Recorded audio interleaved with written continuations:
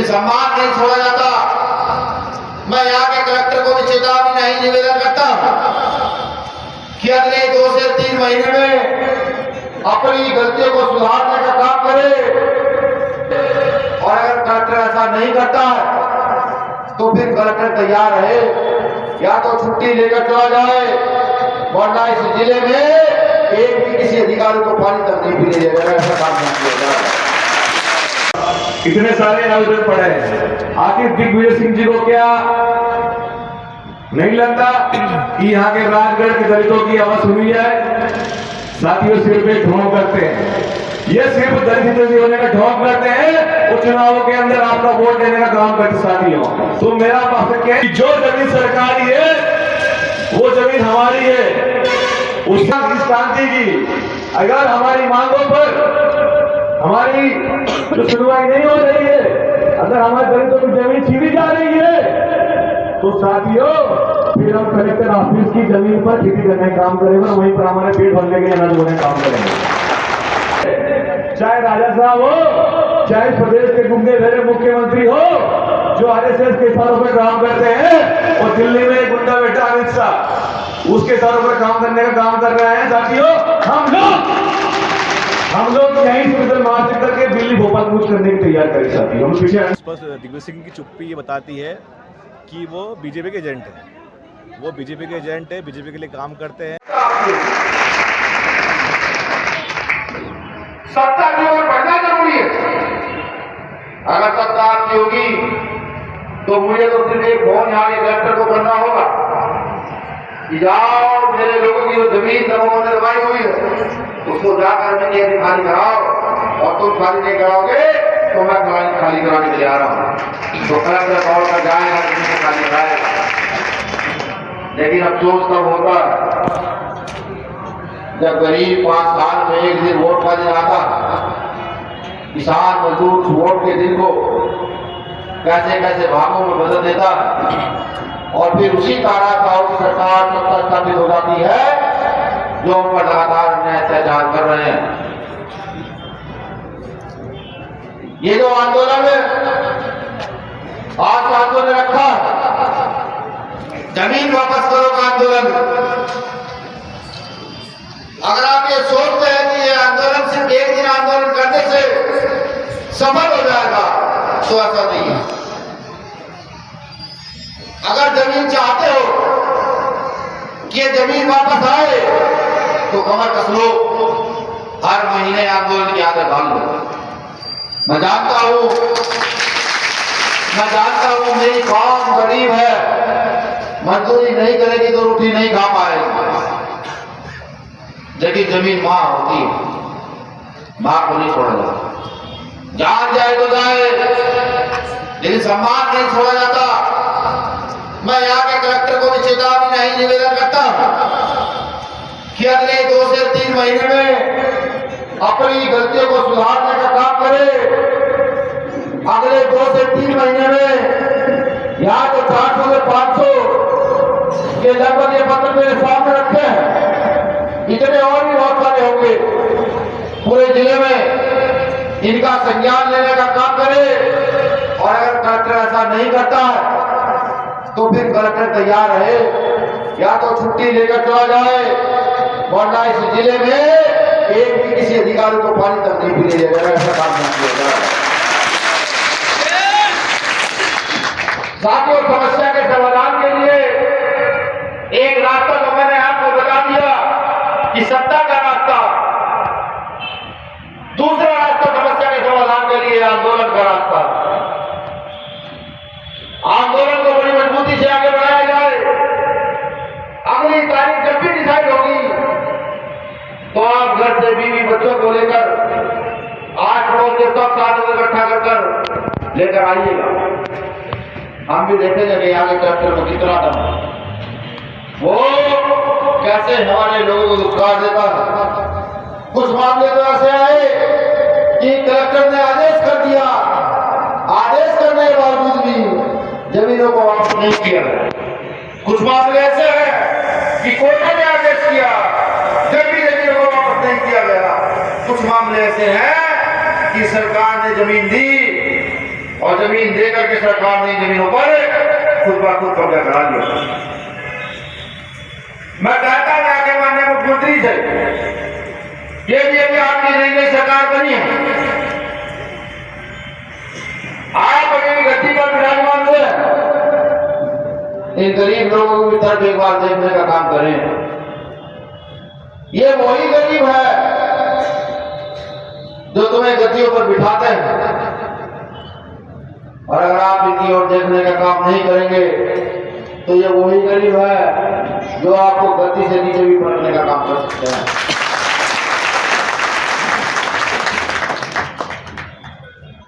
साथियों, मैं ये भी जानता हूं कि आंदोलन से फायदा नहीं होता, हानि होती है, लेकिन टकराने की बात आए, सम्मान की बात आ जाए तो टकराना भी जरूरी हो जाता।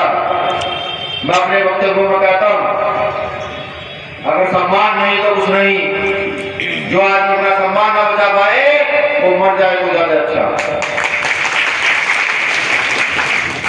तो ये लड़ाई सिर्फ जमीन की नहीं है, अब ये लड़ाई हम लोगों के सम्मान से जुड़ी है, क्योंकि वो जमीन अगर हमें मिलेगी तो हमारी आने वाली नस्ल को रोजगार जमीन के माध्यम से मिल पाएगा। मैं कहता हूं यहाँ की टीम से कि मेरा ये मैसेज पर्सनल तौर पर कलेक्टर साहब के पास भिजवाया जाए कि यहाँ के मामलों का संज्ञान लें, वरना अपना कुर्सी खाली करें और घर जाए, तो दूसरा कलेक्टर उससे बात करेंगे। मैं यहाँ के मंत्री और विधायकों से भी कहना चाहता हूं कि अगर तुम्हारी आंखों में कहीं शर्म बाकी है तो मुझे लगता है कि नहीं, इन गरीब शोषित वंचितों का भी कुछ है इस देश के अंदर, तो इनकी जमीनों को दबंगों से वापस कराने का काम किया जाए। हालांकि मेरा मानना है कि दबंगों में तो भीम आर्मी से दबंग कोई देश में है नहीं। चाहे तो जाए, घंटे से खाली कराना शुरू कर दे, जाने बड़ी बात नहीं है। 500 लोग जाए, घंटे से खाली करवा देंगे, बिठा देंगे आपको, लेकिन वो लोग कल फिर ऐसा करेंगे। तो इसलिए संवैधानिक दायरे में चाहते कि ये काम हो, और मैं ये वादा करता हूं कि इस काम को करा करके दम लिया जाएगा, चाहे लग जाए 1 साल। बस आपके सहयोग की आवश्यकता, आप साथ खड़े रहें तो यहाँ की सरकार को झुकाने का भी हमारे अंदर है। और यहाँ की टीम से भी कहूंगा, और भी पूरे जिले से सारे पत्र इकट्ठा कर लें, जिसकी जमीन पर कब्जा किया हुआ है वो सब के सब पत्र इकट्ठा करके एक लेटर डीएम को भिजवा दे, और एक लेटर पुलिस कांग्रेस में लगे हुए हैं, ऐसे लगाकर पोथा बना ले जितना मोटा बन सकता हो। अगर 1 महीना भी यहाँ बैठकर रोटी खानी पड़ी डीएम कार्यालय बाहर, तो हम सब लोग तैयार हैं।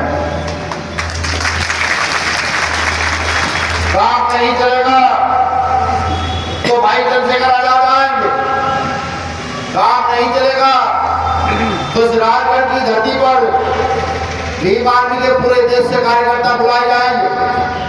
और ये सब जानते हैं कि भोपाल में मध्य प्रदेश के कुछ प्रतिशत लोग आ गए थे, सरकार के हाथ पैर घूम गए, प्रशासनिक अधिकारी हाथ जोड़ते घूम रहे थे कि भैया मदद करा दो। अब सोचो, राजगढ़ में आधे भी लोग आए तो क्या होगा? क्या राजगढ़ में हिम्मत है उनको संभालने? नहीं संभाल पाएंगे। तो मैं कहता हूं लोगों से जिन्होंने रिश्वत ली है, क्या आप रिश्वत ले चुके, बहुत हो चुका। अब हमारे लोगों की जमीनों को वापस कराना होगा। यहाँ की जो टीम हमारे प्रदेश के लेवल में बैठी है, मैं इनसे भी कहता हूँ, राजगढ़ नहीं पूरे प्रदेश से डॉक्यूमेंट इकट्ठा कराओ, कितनी जमीन यहाँ पर सरकार के गुंडों ने दबा रखी है। एक जमीन का मामला तो सब पता लगा, जमीन नाम है, सब कुछ है, विधायक के भाई ने जमीन पे कब्जा करके जमीन को दूसरे को बेचने का काम कर दिया। एक दुख मुझे आज और भी हो रहा कि राजगढ़ का इतना बड़ा मामला, और राजगढ़ का मीडिया कौन है? मीडिया सब मीडिया को सदैव गरीबों की मदद करनी चाहिए, गरीबों को साथ करना चाहिए। तो आप लोग बेफिक्र रहे, ये लड़ाई शुरू तो बहुत दिन पहले हो चुकी थी, अब इस लड़ाई को अंजाम तक पहुंचाना है। 90 दिन का समय साथियों ने कहा था, 90 दिन का समय दीजिएगा। यहाँ के प्रशासन को आज क्या तारीख हो चुकी है? 29, 1 तारीख समझो, दिसंबर लगने वाला है। दिसंबर, जनवरी, फरवरी, सर्दी भी खत्म और मार्च में रायगढ़ में तांडव शुरू। रोटी राटी बात आइएगा, कपड़े लेकर आइएगा, घर से अनाज भी लेकर आइएगा। यहीं रहेंगे, यहीं बनाएंगे और यहीं खाएंगे, लेकिन अपनी जमीन वापस लेकर जाएंगे। यहाँ खुफिया विभाग के भी लोग आए जरूर होंगे, क्योंकि मैं यहाँ तो जरूर आए होंगे। मैं उनसे भी चेतावनी नहीं, उनसे भी निवेदन करता हूं कि आप भी जाकर सूचना दे दें, या तो संवैधानिक दायरे में हमारे लोगों को बुलाकर उनकी जमीन का निराकरण कर दिया जाए, नहीं तो फिर किसी अधिकारी, किसी कर्मचारी की बिल्कुल सुनी नहीं जाएगी, यहीं पर ही बैठा जाए।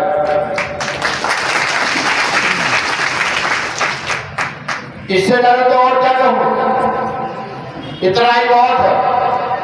अब काम आपका भी शुरू होता है, अगले 2, 2.5, 3 महीने और भी किसी की जमीन दबी हुई हो, वो सब कागज इकट्ठा करने यहाँ जगह पर खुद भिजवाना आपकी जिम्मेदारी है। ये बताना आपकी जिम्मेदारी है कि जब आंदोलन शुरू होगा तो हर घर से सब लोग चलेंगे अपने 10 दिन का राशन मान करके, 8 दिन का राशन मान करके। और फिर आकर के दोनों जिला अध्यक्ष हमारे अजय भाई, गोपाल नेताजी और आपके राजस्थान झालावाड़ से प्रधान हमारे राजकुमार जी और यहाँ पर उपस्थित समस्त मंचासीन, साथ ही साथ हमारे एक और विजय राव अम्बेडकर के पिताजी, आप देखिए कितनी वृद्धावस्था में हमारे साथ बैठे, उनको भी नमन करता हूं मैं। और सबसे महत्वपूर्ण पधारे हमारे यहाँ पर हमारी माता, हमारी बहन और इस राजगढ़ के एक क्रांतिकारी युवा, जो यहाँ की राजशाही को ठोकर मारने वाले हमारे युवाओं को मेरा क्रांतिकारी जीवन साथी है। साथियों, इस भूमि पर लगातार मैं लगभग पिछले कई सालों से आ रहा हूं। एक बार जब यहाँ पर हमारी बात नहीं सुनी जा रही थी, तो हम लोगों ने इसी मैदान से इकट्ठा होकर हमने कलेक्ट्रेट का घेराव किया था। और जो आज कागज यहाँ पर बड़े शिकायतों के, उससे कई गुना कागज हम लोग लेकर गए थे कलेक्टर के सामने, और कलेक्टर मैडम यहाँ की छुट्टी पर चली गई थी। तब हमने कहा कि अगर कलेक्टर यहाँ पर नहीं आई तो हम भी हमारा रोटी पाना यहीं पे हम लोग खाना खाएंगे। तो साथियों, वो कलेक्टर वहां पर आई थी। यहाँ पर इतिहास में ये पहला जिला ऐसा है कि जहां पर राजशाही चली आती है। यहाँ के कुछ नेता जो अपने आप को राजा साहब कहने की बात करते हैं, दिग्विजय सिंह जी पूरे देश के अंदर दलितों की बात करते हैं, लेकिन ऐसा क्या कारण है कि राजगढ़ के दलितों की बात नहीं कर सकती है? इस सोचने का विषय है। लोकसभा के अंदर आप लोगों ने बहुत वोट दिया, हमने हमारा प्रत्याशी दिनेश प्रजापति के रूप में खड़ा किया था। क्या कहा कि संविधान बचाने की लड़ाई है। इस बार दिग्विजय सिंह को हमें जिताना है। साथियों, मुझे बताओ एक बात, इतने सारे आवेदन पड़े हैं, आखिर दिग्विजय सिंह जी को क्या नहीं लगता कि यहाँ के राजगढ़ के दलितों की आवाज सुनी जाए? साथियों, सिर्फ एक ढोंग करते हैं, ये सिर्फ दलित होने का ढोंग करते हैं, वो चुनावों के अंदर आपका वोट देने का काम करते। साथियों, तो मेरा आपसे कहना है कि पूरे देश के अंदर जब जब अत्याचार होता है, आपके अधिकारों की बात आती है, तब उसके लिए भीम आर्मी खड़ी होती है। बच्चन सिंह राजा जी खड़े होते हैं, हमारे भीम आर्मी के क्रांतिकारी योद्धा खड़े होते हैं, जो गांव में जो गांव में दबंग दुश्मनी लेते हैं। आप देख सकते हैं कि यहां पर राजगढ़ के अंदर एक दलित दूल्हे को जब उसने उसकी बारात निकाली थी तो वहां पर एसपी कलेक्टर मौजूद थे। तो उन जातिवादी गुंडों ने पथराव किया और एक यहाँ के कलेक्टर को भी पत्थर लगा सकती। तो हमें नहीं लगता कि हमें इस आंदोलन के लिए खड़ा होना चाहिए। मैं राजगढ़ के साथियों से कहना चाहूंगा कि साथियों समय आने वाला है और मध्य प्रदेश का इतिहास हम लोग स्वर्णिम अक्षरों में लिखेंगे और उसकी शुरुआत यहाँ राजगढ़ की भूमि से करेंगे। साथी आप लोग साथ देना चाहिए। राजगढ़ में आज भीम आर्मी के राष्ट्रीय अध्यक्ष जी का पहला आगमन हुआ है। काफी दिनों से यहाँ साथियों की मांग थी और राष्ट्रीय अध्यक्ष जी पूरे देश के अंदर घूमते हैं और उन्होंने यहाँ पर समय निकाला। साथियों, जब इतनी सारी समस्याएं यहाँ पर हैं तो अब हमें ये मानना चाहिए कि भीम आर्मी राजा समाज पार्टी के अलावा आपकी समस्या कोई और नहीं सुन सकता, चाहे वो आईपीएस हो, चाहे आईएएस हो या फिर यहाँ के कथित राजा साहब हो सकते हैं। तो आप लोग तैयारी कीजिए और यहाँ पर जो आपसी मनमुटाव है हमारे कार्यकर्ताओं में, हम उसको बहुत जल्दी दूर करेंगे। और इस मध्य प्रदेश से जो पहले हमारे साहब काशीराम ने नारा दिया था कि जो जमीन सरकारी है वो जमीन हमारी है, उससे घबराकर उस समय के मुख्यमंत्री ने दलितों को, आदिवासियों को सरकारी पट्टे दिए थे। लेकिन अब इस भाजपा के राज में, इस तानाशाही सरकार में और गूंगे बहरे मुख्यमंत्री मोहन यादव के राज में साथियों आपके पट्टों को छीनने का काम किया जा रहा है, आपकी जमीन को छीनने का काम किया जा रहा है। लगातार आपकी जमीनों को गांव के जातिवादी गुंडे पैसों के बल पर, राजनीति के दम पर आपकी जमीन छीनने का काम कर रहे हैं। आज साथियों, इस आंदोलन का पहला चरण है, इस शुरुआत है इस क्रांति की। अगर हमारी मांगों पर हमारी जो सुनवाई नहीं हो रही है, अगर हमारे दलितों की जमीन छीनी जा रही है तो साथियों फिर हम कलेक्टर ऑफिस की जमीन पर खेती करने का काम करेंगे और वहीं पर हमारे पेट भरने के लिए अनाज बोने का काम करेंगे। और अगर हमें वहां से रोका गया तो फिर हम इस राजगढ़ की भूमि से, चाहे राजा साहब हो, चाहे प्रदेश के गुंडे बहरे मुख्यमंत्री हो जो आरएसएस के इशारों पर काम करते हैं, और दिल्ली में गुंडा बेटा अमित शाह उसके इशारों पर काम करने का काम कर रहे हैं। साथियों, हम लोग यहीं से उधर मार्च करके दिल्ली भोपाल कूच करने की तैयार करें। साथियों, हम पीछे हटने वाले अब नहीं है। तो साथियों, मैं तो आपके बीच में आता रहता हूं और आऊंगा, लेकिन आज हमारे राष्ट्रीय अध्यक्ष जी आए हैं, उनको आपको सुनना है। आप लोगों ने इतना अच्छा आयोजन किया, हमारी माता बहनें यहाँ पर पधारी, हमारे बुजुर्ग यहाँ पर आए। मैं उनसे एक बात ये कहूंगा कि राजगढ़ की भूमि पर वीरेंद्र सिंह जी का तो आगमन हो चुका है, बहुत ही जल्द रावण का भी आगमन होने वाला है। रावण के आगमन से पहले ये पोती मांगने पड़े यहाँ पर, अगर इनका निराकरण नहीं किया गया तो अगली सभा कलेक्टर ऑफिस में साथी हैं। जय भीम, जय भारत, जय संविधान।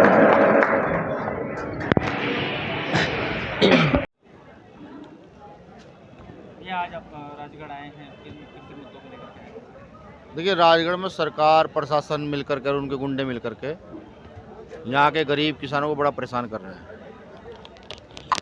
यहाँ चौकीदारी का काम होता है, सारी उम्र एक व्यक्ति, एक परिवार उस चौकीदारी का काम को करता है, ये समझिए बिल्कुल फ्री। और वो जब वृद्ध होता है तो सरकार की तरफ से कुछ ज़मीन उसको दी जाती है जिससे कि उसका भरण पोषण हो सके। लेकिन वो ज़मीन जो है सरकार उनको देती है और फिर सरकार के ही आका प्रशासन के साथ मिलकर उन ज़मीनों पर दबंगों का कब्जा करवा देते हैं। गरीब आदमी रोता बिलखता घूमता रहता है। तो ये प्रशासन को चेताने में मैं आया हूँ कि अगर आप जो है न्याय नहीं देंगे तो फिर हम यहाँ कैंपेन चलाएंगे। 3 महीने का प्रशासन को समय दिया गया है। हम यहाँ जो ज़मीन सरकारी है वो ज़मीन हमारी है के तहत कैंपेन चलाएंगे और भीम आर्मी यहाँ की सरकारी ज़मीनों पर कब्जा करने का काम करेगी। अभी प्रशासन के द्वारा आप लोगों को क्या आश्वासन दिया है? देखिए, प्रशासन को तो मैंने पूरा चिट्ठा दे दिया है। लगभग 400 से 500 शिकायतें उनको दी गई हैं। उन्होंने तो यही कहा कि भाई हम काम करेंगे। ठीक, इस बार निवेदन है, इस बार आवेदन है, अगली बार जो है ना यहाँ कार्यक्रम भी होगा। अगली बार यहाँ रिजल्ट बताया जाएगा, रिजल्ट क्या होता है बीमार में। प्रशासन नहीं मानेगा तो सारे गांव के लोग जिनकी ज़मीन छीनी गई है, जानवरों को बुलाकर, उनके जन बच्चे को बुला करके यहाँ के कलेक्टर आवास हो, यहाँ की तहसील हो, यहाँ SDM के कार्यालय हो, उनके घर हो, सब पर घेराव करने का काम करेंगे। वो सब सरकारी ज़मीनों पर ही खड़े हैं। और हाँ, एक महत्वपूर्ण चीज़ और आपके चैनल के माध्यम से मैं बता दूं कि अब हर सोमवार को यहाँ पर भीम आर्मी जन सुनवाई करेगी। महीने के पहले सोमवार को जिला अध्यक्ष जी बैठेंगे, एक प्रदेश कमेटी का साथी भी उसमें आएगा। मतलब जो भी अवेलेबल रहेंगे उसमें बैठेंगे। कोई भी साथी जिसकी ज़मीनों की समस्या है, ऐसी समस्या है जो उसको न्याय नहीं मिल पा रहा है, वो आकर के यहाँ इस जन सुनवाई में आए और अपना पत्र सौंप कर जाए, जिससे कि इस जानकारी को यहाँ के मौजूदा अधिकारी को बताया जा सके और इसको दूर दूर तक फैलाया जा सके। मध्य प्रदेश में ऐसा काम गलत हो रहा है। शुक्रिया। जय भीम, जय भारत, जय संविधान। भीम आर्मी कार्यकर्ताओं के लिए आप क्या संदेश दें? देखिए, भीम आर्मी कार्यकर्ताओं के लिए एक ही संदेश है कि आपको मजबूती से घर घर जाकर के हर शोषित वंचित वर्ग के व्यक्ति के लिए काम करना है। कोई भी व्यक्ति जो परेशान है उसके लिए काम करना ही आपका फर्ज है। बाबा साहब अम्बेडकर ने कभी कोई भेदभाव नहीं किया। बाबा साहब अम्बेडकर ने सबको समानता का अधिकार दिया। भीम आर्मी का भी यही काम है। ये जितने लोग अपने यहाँ देखे होंगे अभी जो सामने जनता आई हुई है, ये सब बेचारे गरीब, मजदूर, किसान, वंचित, शोषित वर्ग के लोग, जिनकी ना कोई अधिकारी सुन रहा है, ना कोई नेता सुन रहा है, ना कोई कर्मचारी सुन रहा है। भीम आर्मी कार्यकर्ता के अलावा इनकी कोई नहीं सुन रहा है। ये सब भीम आर्मी के द्वारा इकट्ठे किए गए लोग हैं। तो भीम आर्मी का कार्यकर्ता और मजबूती से काम करें, हर शोषित वंचित वर्ग के साथ खड़े हों और इस आंदोलन को मजबूती से आगे बढ़ाएं। मध्य प्रदेश में आज से 20 साल पहले सरकार कांग्रेस की थी। ठीक है, जब से वो राजा साहब कहलाते हैं अपने आप को दिग्विजय सिंह जी, और दिग्विजय सिंह जी के लोकसभा है यहाँ पर आए दिन हमने देखा ना। आज हमने कोटली का गट्ठा बनाकर भेंट किया। सारी ज़मीन के मामले हैं, सारी ज़मीनों पर सवर्णों का, दबंगों का कब्जा है। तो उस पर दिग्विजय सिंह की चुप्पी ये बताती है कि वो बीजेपी के एजेंट है। वो बीजेपी के एजेंट है, बीजेपी के लिए काम करते हैं। दिग्विजय सिंह दलितों के लिए काम नहीं करते। अगर वो दलितों की बात करते तो उनकी लोकसभा में यहाँ पर दलितों के जो ज़मीन छीनी जा रही है, उनको मारा जा रहा है, उनको पीटा जा रहा है, उसके लिए आवाज़ उठाते हैं। तो वो कहीं